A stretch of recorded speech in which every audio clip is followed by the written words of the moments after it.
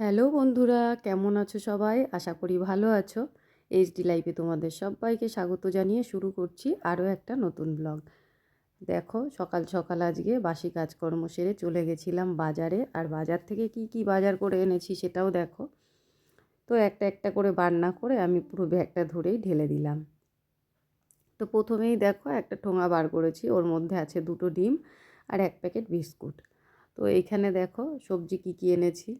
প্রথমেই ধনেপাতা দেখো, আর এই যে ফুলকপি। আবার জানো তো, ফুলকপির দামটা বেড়েছে। সবজির দামটা একটু কমেছিল, আবার দেখছি দামটা বেড়েছে, কেন জানি না। তো এইখানে দেখো পেঁপে, বেগুন। আর বেগুনটা আমি কিন্তু পোকা বেগুনই আনি, বেছে বেছে নিয়ে আসি, ভালোই হয়। কেননা পোকা বেগুনে বিষটা কম থাকে, পোকা বেগুনটাই খাওয়া উচিত। আর যদি পোড়া খাওয়ার প্রয়োজন পড়ে তাহলে ফ্রেশ বেগুন কিনে নিয়ে আসি। তো যাই হোক বন্ধুরা, আর এদিকে দেখো ক্যাপসিকাম, বিন, তারপর শিম, উচ্ছে, গাজর, সব নিয়েছি। আমলকি এনেছি, আমলকিটা আমি খাই, টমেটো। তারপর এদিকে আর কি আছে, আর একটা ব্যাগের মধ্যে একটা বাঁধাকপি আছে।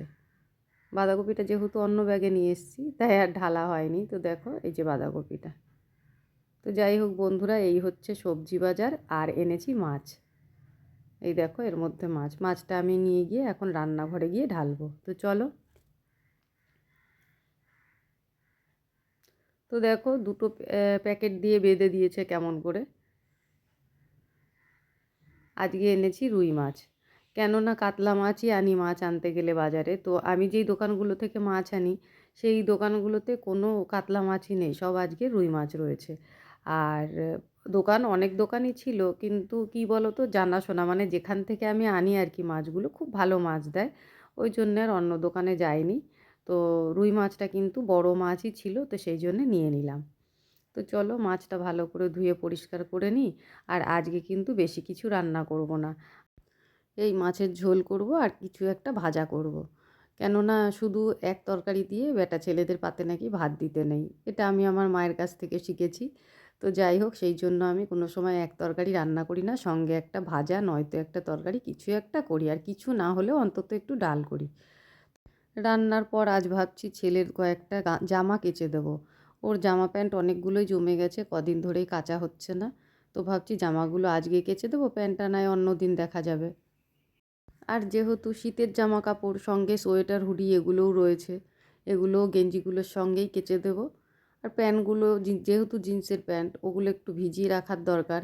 তো সকাল থেকে যেহেতু জামা কাপড় ভিজানোরও আমি সময় পাইনি, জামাগুলো ফট করে ভিজিয়ে কেচে দিলেও কোনো ব্যাপার হয় না, পরিষ্কার হয়ে যায়, কিন্তু প্যান্টগুলো একটু না আগে থেকে ভিজিয়ে রাখার দরকার।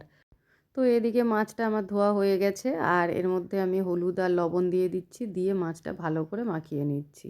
আগে আমি মাছের ঝোলটা করে নেব। তো এখনও পর্যন্ত মাছের ঝোলের যে আলু কাটতে হবে বা পেঁয়াজ রসুনটা কাটতে হবে, যেহেতু আমি একটু কালিয়া টাইপের করব রান্নাটা, তো ওইগুলো কিছু কাটাকুটি হয়নি।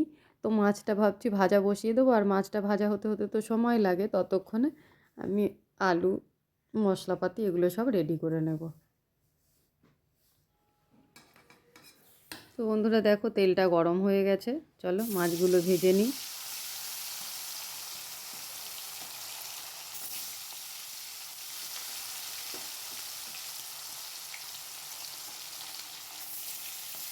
তো বন্ধুরা আমার জানো তো, বড় মাছের থেকে না ছোট মাছ বেশি ভালো লাগে। মানে মাছ যে আমি খুব ভালোবাসি তা না, মাছ খেতে আমার খুব একটা ভালো লাগে না, তবুও ছোট মাছটা যেন একটু বেশিই ভালো লাগে। তো যেহেতু বাড়ির বেটা ছেলেরা ছোট মাছ খেতে চায় না, সেই জন্য আর ছোটো মাছটা খুব একটা আনা হয় না। আর না এনে এনে না করে করে সেই আগের মতন ভালো লাগাটাও আর নেই, জানো তো। তো যাই হোক, ওদের জন্যেই বড় মাছটা আমি নিয়ে আসি, যে একটা রান্নাতেই সবার হয়ে যাবে। তো মাছগুলো ভেজে তুলে নিয়েছি দেখো।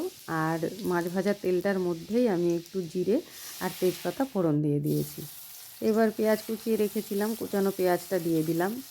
এবার একটু ভেজে নিয়ে আলুটা দেব। আর আলুটা কেটেই আমি আগে একটুখানি জল দিয়ে হালকা একটু ভাপিয়ে জলটা ফেলে দিয়েছি।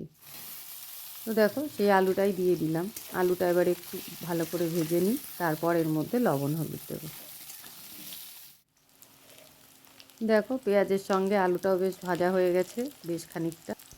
এবার এর মধ্যে আমি লবণ হলুদটা দিয়ে দেবো। আর ওদিকে আমি একটা মশলা করে রেখেছি, আদা রসুন আর অর্ধেকটা পেঁয়াজ দিয়েছি, আর কাঁচা লঙ্কা দিয়ে মশলাটা করে রেখেছি। এই মশলাটাই এর মধ্যে দেবো। তার আগে একটু টমেটো কেটে রেখেছি, সেটা দিয়ে দেবো। তো বন্ধুরা দেখো, টমেটোটা দিয়ে আমি আরেকটু ভালো করে কষিয়ে নিচ্ছি।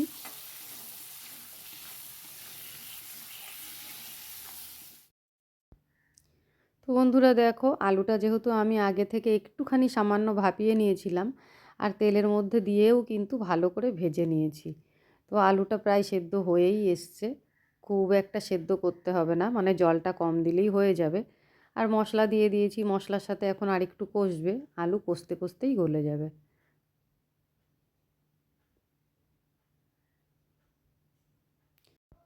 আলুর সাথে মশলাটা ভালো মতন কষানো হয়ে গেছে, এবার জল দিয়ে দিলাম। আর জলটা আমি খুব বেশি দিইনি, অল্প করেই দিলাম। ঝোলটা ফুটে আসলে মাছগুলো দিয়ে দেব, আর মাছের সাথে আরেকটু ফুটিয়ে নিয়ে একটু গরম মশলা দিয়ে আমি নামিয়ে নেব। দেখো, মাছের ঝোলটা হয়ে গেল, আমি এর মধ্যে একটুখানি গরম মশলা দিয়ে নামিয়ে নিয়েছি। এবার উচ্ছে আলুটা ভাজা হয়ে গেলে আমার রান্না হয়ে যাবে। তো চলো, উচ্ছে আলুটা ভাজা বসিয়ে দিয়ে আস্তে আস্তে আমি রান্নাঘরটা পরিষ্কার করতে শুরু করি।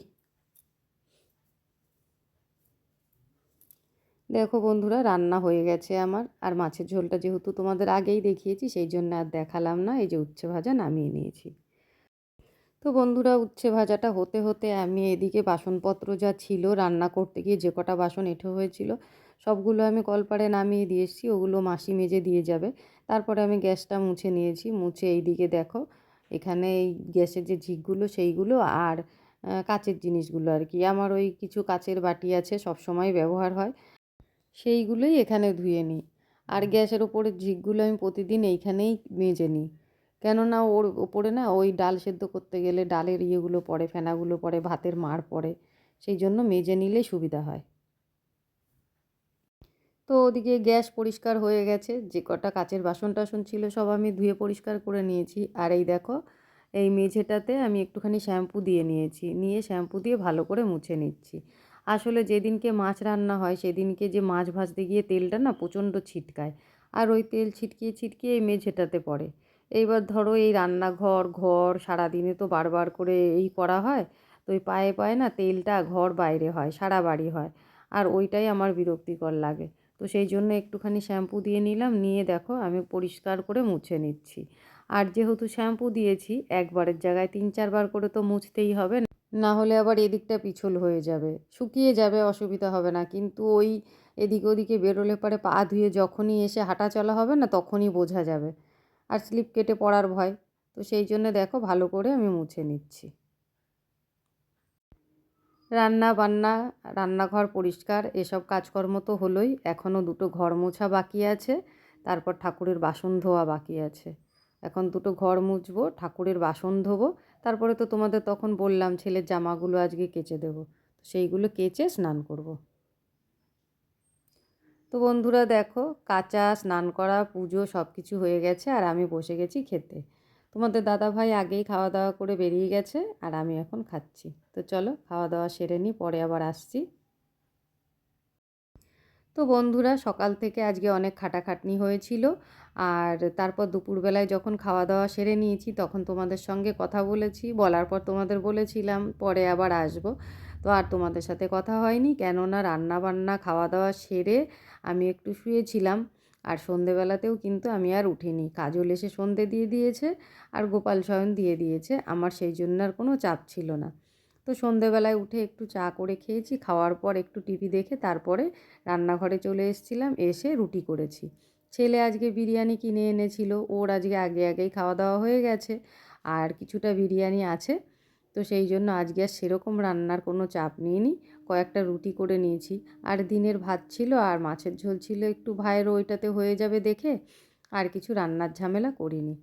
তো রুটিটা আগে যেহেতু করে রেখে দিয়েছি, রুটিটা খাওয়ার জন্য তো কিছু করতে হবে, তো সেই জন্য এখন ডিম ভেজে নিচ্ছি। তো একটুখানি বিরিয়ানি আছে, আর এই ডিম ভেজে নিচ্ছি, এটা দিয়ে আমাদের দুজনের খাওয়া দাওয়া হয়ে যাবে। ভাইয়েরও খাওয়া হয়ে গেছে, ছেলেরও খাওয়া হয়ে গেছে, ওরা কিন্তু গিয়ে শুয়ে পড়েছে।